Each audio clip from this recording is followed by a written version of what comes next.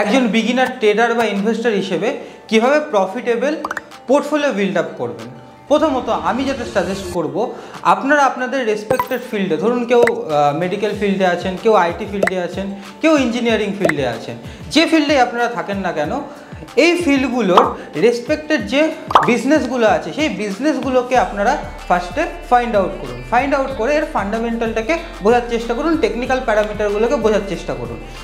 এতে কি হবে, এতে আপনারা আপনাদের রেসপেক্টেড ফিল্ডে যেহেতু মাস্টার, সেহেতু আপনারা কিন্তু বেটার আন্ডারস্ট্যান্ডিং করতে পারবেন আপনার বিজনেস সম্পর্কে, এবং এই বিজনেসগুলোকে যদি আপনি আপনার পোর্টফোলিও লেভেলে জায়গা দেন, তাহলে কিন্তু আপনার পোর্টফোলিওর একটা দারুণ গ্রোথ আপনি আনতে পারবেন।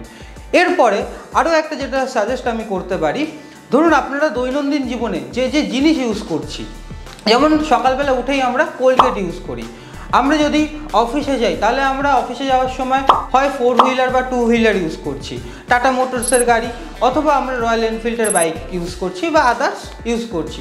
তাহলে আমরা আমাদের দৈনন্দিন জীবনে যে যে প্রোডাক্টগুলো ইউজ করছি এবং যে প্রোডাক্টগুলো আমাদেরকে অ্যাকচুয়াল একটা ইউটিলিটি প্রদান করতে পারছে, সেই বিজনেসগুলোতেও কিন্তু একটা ভালো ইনফ্রাস্ট্রাকচার আছে এবং গুডউইল ক্যারি করতে পারছে বলেই কিন্তু আমাদেরকে একটা ভালো ইউটিলিটি দিতে পারছে কোম্পানি। তো এইরকম কোম্পানিগুলো কিন্তু ভবিষ্যতে লং টার্মে কিন্তু দারুণ একটা গ্রোথ করতে পারবে। অ্যাজ এ কনজিউমার আমি যদি স্যাটিসফাই হই, আপনি যদি স্যাটিসফাই হন, তাহলে কিন্তু অ্যাজ এ বিজনেস কিন্তু এই বিজনেসগুলো লং টার্মে কিন্তু একটা গ্রোথ আনতে পারবে। এই বিজনেসগুলোকে যদি আমরা আমাদের পোর্টফোলিও লেভেলে জায়গা দিতে পারি, তাহলে আমাদের কিন্তু পোর্টফোলিও একটা লং টার্ম গ্রোথ আমরা পাবো। এরকম আরও ইনফরমেটিভ ভিডিও দেখতে আমাদের এডিএস ট্রেডিং চ্যানেলটিকে সাবস্ক্রাইব করুন।